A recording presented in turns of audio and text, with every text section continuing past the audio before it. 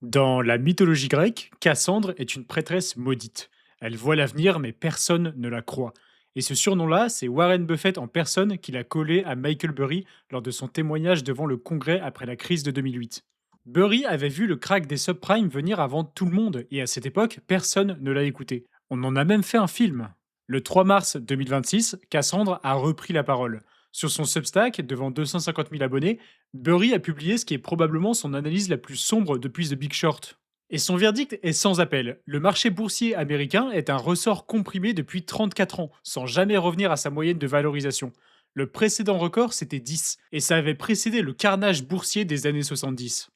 Pendant que tout le monde s'excite sur des valorisations IA à 6 000, 7 000 ou 10 000 milliards, le seul type qui a vu 2008 arriver nous adresse un message.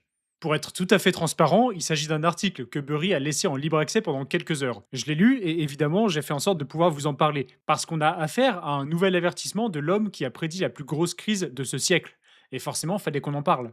On va devoir parler un peu macro, vous vous en doutez. Après tout, Burry n'est pas un spécialiste des questions crypto. Mais au journal du coin, c'est notre sujet, alors on va faire des ponts. Parce que vous vous en doutez, chaque mécanisme qu'il décrit a son miroir dans l'écosystème crypto, souvent en version amplifiée.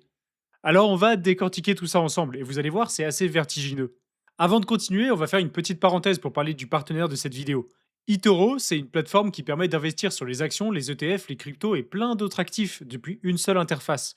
Si vous vous intéressez au marché et que vous cherchez un endroit simple pour commencer ou diversifier, c'est une option solide.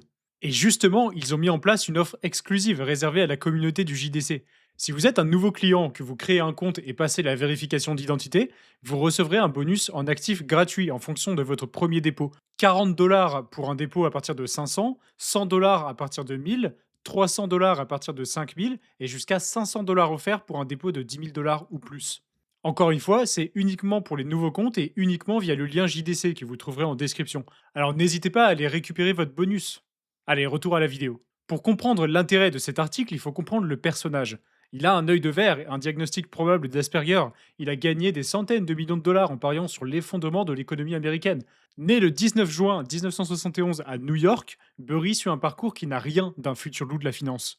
Il étudie l'économie à l'UCLA, puis la médecine à l'université Vanderbilt, et enchaîne avec un internat en neurologie à Stanford.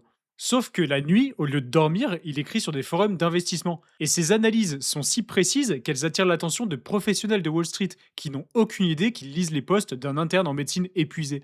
En 2000, il plaque tout. Il fonde Scion Capital avec un peu d'héritage familial et l'argent de quelques investisseurs convaincus. Le timing est brutal, hein. La bulle Internet vient d'éclater. Mais Burry, lui, il prospère. Sa première année complète, en 2001, le S&P 500 chute de 12%. Son fonds, lui, il a grimpé de 55%. Et l'année suivante, le marché perd encore 22%. Scion, lui, monte de 16%. En 2023, quand le marché remonte enfin de 28%, Burry fait mieux, plus 50%. Et fin 2024, il gère 600 millions de dollars. C'est en 2005 que tout bascule. En épluchant des milliers de dossiers de prêts hypothécaires, un truc que personne ne fait, on va pas se mentir, Burry comprend que le marché immobilier américain repose sur des fondations vraiment pas très solides. Il commence à acheter des credit default swap. En gros, c'est une assurance contre la faillite de quelqu'un d'autre. Burry payait une petite prime chaque mois à des banques et en échange, si les prêts immobiliers s'effondraient, ces banques devaient lui verser une fortune. Je simplifie, hein, mais c'est comme parier sur le fait que la maison de votre voisin va brûler, le tout en ayant remarqué un défaut dans sa cheminée. Le problème, c'est que pendant 2 ans, il a raison trop tôt. Ces investisseurs paniquent, ils exigent leur argent, ils le traitent de fou. Il encaisse, il tient bon et il refuse de vendre. Quand la crise éclate en 2007-2008, le pari paie. Son fonds enregistre un rendement de 489% entre 2000 et 2008. Lui, personnellement, il empoche plus de 100 millions de dollars. Les banques qui lui vendaient ses swaps en riant, plusieurs font faillite. Depuis, Burry, il cultive une réputation de prophète de malheur. D'ailleurs, son pseudo sur X, c'est Cassandra, en référence à Cassandre, dont je vous parlais au début de la vidéo. Il a alerté sur la bulle des mêmes stocks, sur l'inflation post-Covid et sur les cryptos aussi. Pas toujours au bon moment, certes. En janvier 2023, il tweet un seul mot, sell, avant de reconnaître publiquement son erreur quand le marché a continué de monter. Mais fin 2025, il frappe un grand coup. Il prend des positions massives contre Palantir et Nvidia, convaincu que la bulle de l'IA va éclater. Il dénonce ce qu'il appelle une manipulation comptable généralisée. Les géants de la tech allongeraient artificiellement la durée d'amortissement de leurs serveurs pour gonfler leurs bénéfices. Puis il ferme Scion Asset Management, il lance une newsletter sur Substack et accorde son premier entretien public depuis 2010. Et début 2026, ses paris sur Palantir affichent déjà plus de 35%. McElberry ne cherche pas à avoir raison, il cherche ce que tout le monde refuse de voir. Et donc, je vous le disais, il a récemment écrit un article sobrement intitulé Contexte, structure et valeur du marché américain. Tendance marquante, fragilité croissante et tension latente.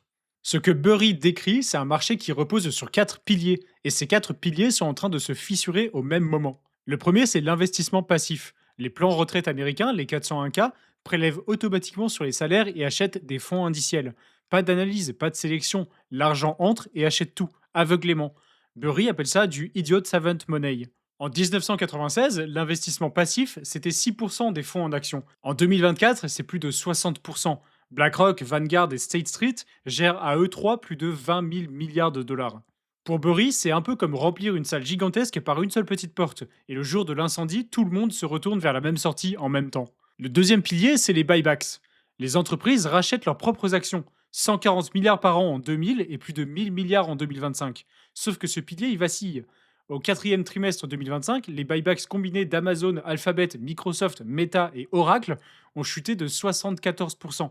Ces entreprises empruntent maintenant pour construire des data centers pour l'IA, pas pour soutenir leur cours en bourse. Le soutien artificiel des boîtes envers leurs actions est en train de disparaître. Et le troisième pilier, c'est la démographie. Les baby boomers, ceux qui ont alimenté la machine pendant 30 ans, sont maintenant obligés par la loi de retirer un minimum de leur compte retraite chaque année. Ouais, on va pas rentrer dans les détails, mais c'est une règle fiscale aux États-Unis. D'après les estimations de Burry, on est aux alentours de 250 milliards aujourd'hui. Et d'ici 2030, on sera aux alentours des 1000 milliards par an. Et en 2028, pour la première fois en 3 décennies, les retraits dépasseront les contributions normalement. Le carburant de la hausse va devenir un frein. Et le quatrième pilier, c'est la fragilité du marché. 60% des transactions sont du trading à haute fréquence. Ces machines fournissent de la liquidité quand tout va bien, mais disparaissent quand ça panique. Il parle aussi des pod shops. Ce sont des méga fonds qui répartissent leur capital entre des dizaines d'équipes indépendantes. Dans l'idée, chaque équipe gère sa propre stratégie, mais avec une marge de manœuvre très réduite. Si elle perd 5%, on lui retire son capital immédiatement. Ces fonds, ils ont explosé, attirant près de 1000 milliards de dollars entre 2017 et 2023, parce qu'en temps normal, ils affichent des rendements réguliers et peu de volatilité. Le souci là, c'est que la plupart de ces équipes font à peu près la même chose. Elles suivent la tendance haussière et parient sur la stabilité. Sur le papier, les corrélations entre équipes sont faibles, mais en cas de choc, elles atteignent toutes leurs seuils de perte au même moment, et tout le monde vend en même temps. Et forcément, quand ça arrive, bah, c'est la sauce. Bon alors on résume, on a un marché action au plus haut depuis 34 ans, quatre piliers qui sont en train de se fissurer en même temps, et une structure plus fragile que jamais. Une étincelle pourrait suffire à tout emporter. Maintenant que vous avez compris la thèse de Burry, il faut regarder ce qui se passe de notre côté. Parce que chaque force qu'il décrit a son équivalent crypto, et en général, c'est la version sous stéroïdes. L'investissement passif aveugle, bah les ETF Bitcoin Spot. Plusieurs dizaines de milliards de flux nets, BlackRock qui contrôle 96% des entrées avec l'IBIT. Quand les flux entrent, les market makers achètent du BTC, quel que soit le prix. Bah oui, forcément, il faut bien couvrir les nouvelles parts qui sont achetées dans l'ETF. Et forcément, bah c'est pareil pour les ventes.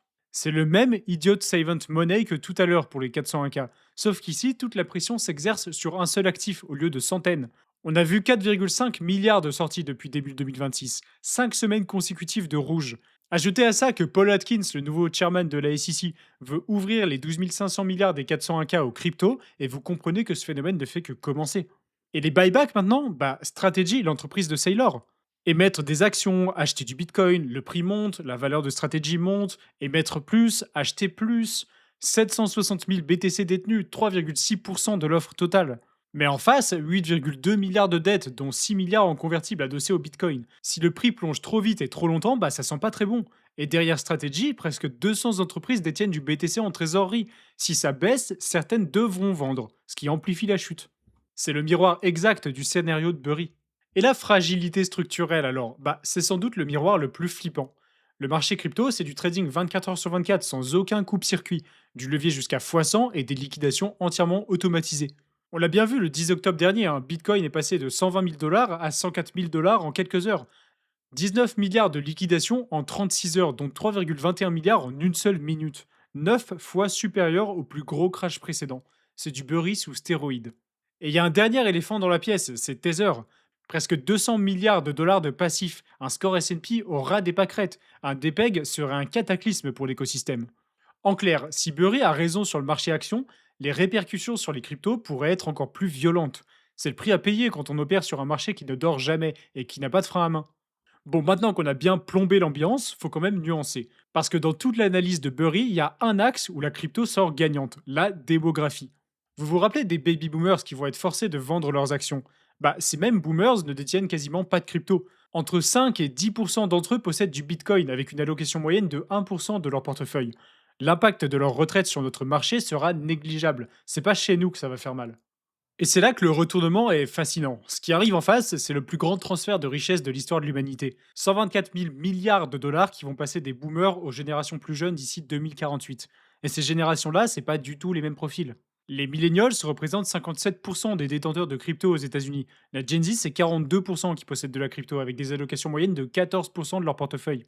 Ce sont des gens qui ont grandi avec l'inflation, les scandales, les nouvelles technologies et une impression inédite que ce n'est pas l'État qui va les sauver. Selon Tefra Digital, 4600 milliards de dollars pourraient migrer vers les cryptos grâce à ce transfert d'ici 2050. Dit autrement, les vendeurs forcés de Burry, ceux qui vont peser sur le marché action, vont être remplacés par une génération d'acheteurs naturellement orientés vers les cryptos. C'est à peu près la seule ligne du scénario de Burry qui pourrait profiter à notre écosystème dans un premier temps. Et le twist, c'est que Burry, il déteste Bitcoin, et il s'en cache absolument pas. Pour lui, c'est les bulbes de tulipes de notre époque. Pour la petite histoire, il fait référence à une sorte de frénésie financière qui avait pris forme aux Pays-Bas au XVIIe siècle. À ce moment-là, la spéculation sur les bulbes de tulipes a atteint un tel délire qu'un seul bulbe rare pouvait se vendre au prix d'une maison à Amsterdam. Et pourtant, la tension entre Burry et les investisseurs crypto est fascinante, parce que les deux camps diagnostiquent exactement le même problème. Le système financier est malade, les devises sont faussées, les valorisations sont délirantes, une crise arrive, les deux sont d'accord là-dessus. La divergence, elle est sur le remède. Burry pense que Bitcoin n'est qu'un symptôme supplémentaire de l'excès spéculatif, un actif de plus dans la grande bulle. Évidemment, les bitcoiners, eux, ils considèrent Bitcoin comme la solution, l'actif rare et incensurable qui protège de tout ce que Burry dénonce. Et aujourd'hui, il faut l'avouer, les données donnent temporairement raison à Burry. L'or a fait plus 61% sur un an et Bitcoin a fait moins 40%. L'or numérique a perdu presque la moitié de sa valeur, pendant que l'or ancien, le vrai, celui que Burry détient depuis 2005, il pulvérise ses records. Mais le vrai test, c'est pas maintenant, c'est plus tard. Si les banques centrales rallument leur planche à billets comme elles l'ont toujours fait après chaque crise, on pourrait voir Bitcoin transformer un effondrement en tremplin, une fois de plus. Et ça, Burry ne l'intègre pas dans son analyse. C'est peut-être son angle mort. Ce qui est sûr, c'est qu'on entre dans une période où les forces structurelles que Burry décrit et les cycles crypto naturels se superposent. Que ça plaise ou non, faut avoir les yeux ouverts et surtout, faut pas se faire surprendre. Et pour ça, rien de tel que rejoindre notre canal Telegram d'actualité. On traite toute l'actu en condensé, en direct et c'est totalement gratuit. Ça fait gagner un temps monstre, alors rejoignez-nous. Et évidemment, n'oubliez pas d'aller récupérer votre bonus sur eToro. Et aussi, n'hésitez pas à aller jeter un œil aux aventures de Kara sur Steady Lads.